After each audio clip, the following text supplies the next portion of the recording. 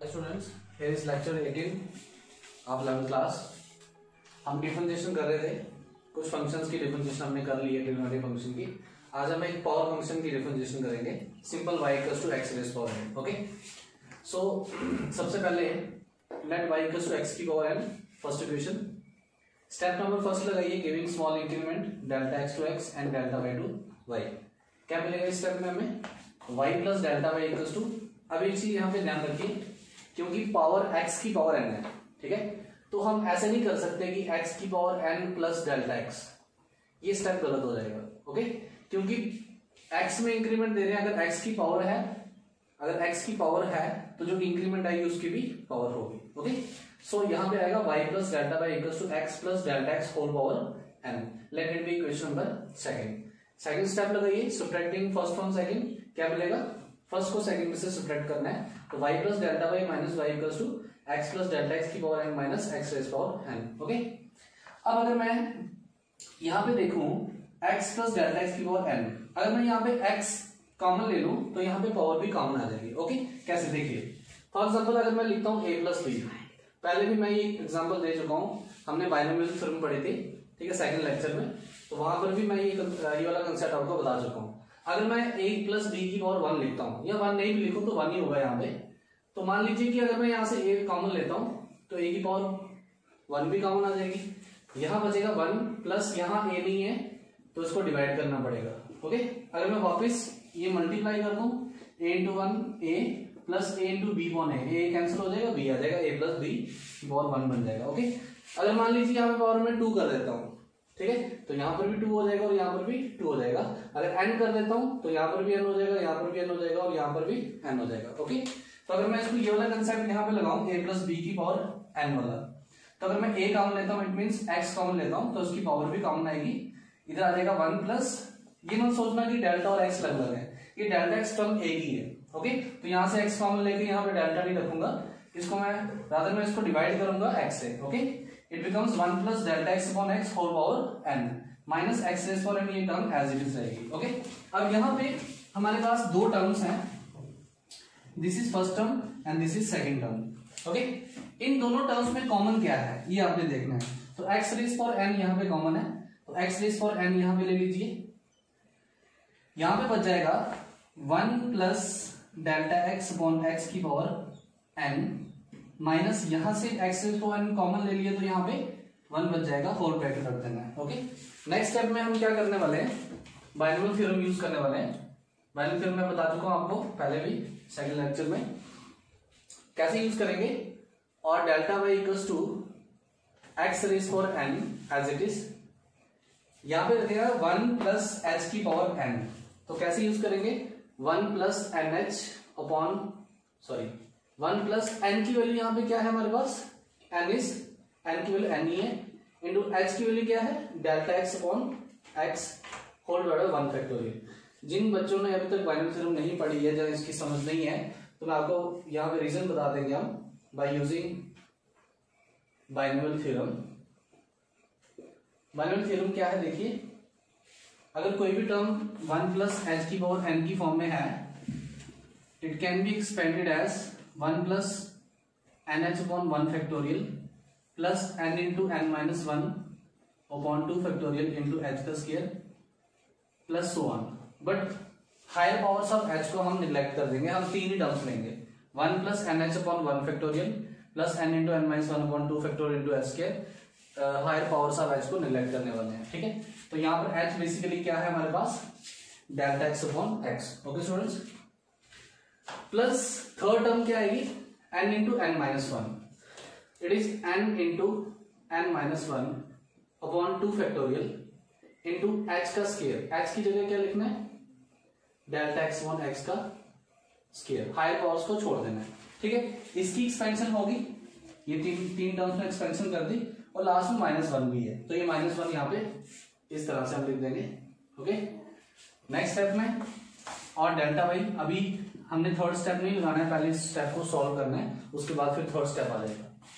It becomes x raise power n into 1 plus n into delta x upon x, 1 factorial 1 होगा तो उसको छोड़ दो, ठीक है, ये n delta x upon x बन जाएगा, plus n into n minus one upon two factorial is 2 delta x upon x का होल स्क्वायर माइनस वन, ये प्लस वन और ये माइनस वन यहां से कैंसिल हो जाएगा, और delta Y equals to x raise for N, bracket में क्या रहेगा N delta x upon X, क्योंकि ये टर्म खत्म होगी, वन माइनस वन भी खत्म हो गया, सिर्फ दो ही टर्म्स यहाँ पे रहेंगी, n delta x upon x plus n into n minus one upon two into delta x upon x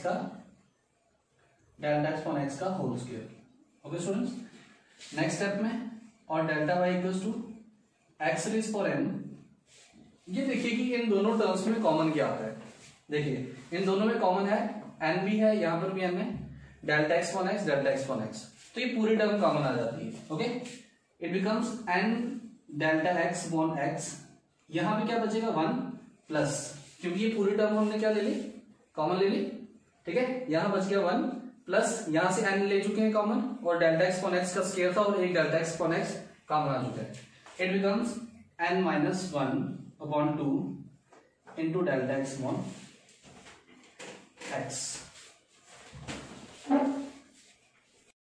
next step में, इसके बाद हम नेक्स्ट स्टेप में क्या करने वाले हैं, ये एक्स रेज फॉर वन जो है इसको ऊपर ले जाएंगे, it becomes x raise for minus one, तो क्या बन जाएगा delta Y equals to x raise for n into x raise for minus one into delta x, bracket में वही टर्म रहेगी one plus N minus one upon two into delta x upon x. Okay, और delta Y equals to n, पहले लिख दो, bases are same, powers are added, x raised for n and x raised for minus 1, it becomes x raised for n minus 1 into delta x, bracket में term रहेगी 1 plus n minus 1 upon 2 into delta x upon x। Step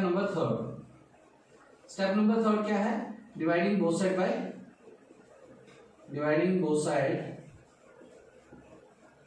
by delta x, we get क्या मिलेगा, delta Y upon delta x is equals to N X raise for N minus one into delta X into one plus N minus one by two into delta x upon X whole divide by delta X, ये delta X और ये delta x यहां से cancel कर देंगे, और delta Y upon delta x will equals to N x की power n minus one into bracket में रहेगा one plus N minus one by two into delta x upon x. Okay, next step जो है fourth step, उसमें limit लगाएंगे, और फिर उसी लिमिट से हमारे पास जो है वो डिफरेंशिएशन मिल जाएगी X raise for N term की। ओके, तो वो डिफरेंशिएशन डायरेक्ट फॉर्मूला में भी हम याद रखेंगे। स्टेप नंबर 4 पहले देख लेते हैं। Step number 4, taking limit delta x approaches to 0 to both side, we get क्या मिलेगा, लगाइए लिमिट दोनों तरफ, limit delta x approaches to 0, delta Y upon delta x is equals to limit delta x approaches to 0 n x की power n minus one into one plus N minus one upon two into delta x upon x. Okay, तो इस तरफ अगर delta Y upon delta x में limit delta x approaches to 0 करेंगे, then it becomes differentiation of y with respect to x, that is equals to, यहाँ पे n x की power n minus one as it is रहेगा into one plus, अब देखिए delta X की value किसको approach कर रही है, 0 को। अगर डेल्टा एक्स की वैल्यू बहुत स्मॉल है, अगर इसको और हम x से डिवाइड करते जाए, x की वैल्यू कुछ भी हो सकती है हमारे पास, जो हमें गिवन दी होगी, या हम जो भी लेंगे, तो ये टर्म पूरी 0 हो जाएगी, क्योंकि यहाँ पे डेल्टा एक्स को डिवाइड कर रहे हैं x से, क्योंकि डेल्टा एक्स बहुत स्मॉल है, इसकी लिमिट 0 को अप्रोच कर रहे हैं, तो इसको और डिवाइड करेंगे तो ये टर्म पूरी 0 हो जाएगी, तो इसको हम 0 लिख सकते हैं।